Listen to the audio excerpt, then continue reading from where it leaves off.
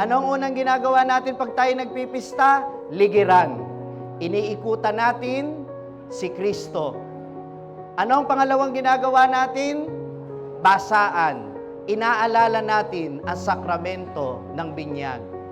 At pangatlo, anong ginagawa natin ngayon? Ang pista ng hatiran. At anong ipinapaalala sa atin ng hatiran? Inihahatid natin ang krus ni Kristo sa bisitang ito na siyang nagpapaalala sa atin ng unang pagkakatagpo sa krus. Pero ang gusto kong ipaalala sa inyo, bago nating ihatid ang krus na ito, tayo muna ang inihatid ng krus ni Kristo patungo sa langit. Inihahatid niya tayo sa langit sa pamamagitan ng Eucharistia na ating tinatanggap. Kaya naman, sana huwag nating kaliligtaan ang banal na misa. Ngayong pista ng hatiran, sana alalahanin natin na inihatid na tayo ni Jesus sa langit.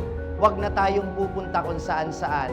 Dahil kapag siya ang sentro, anuman ang panahon, umaraw man o ulan, si Kristo ang sandigan ng ating buhay at hindi mawawala ang ating pananampalataya at debosyon. Dahil ang debosyon kay Jesus, walang pinipiling panahon. Amen.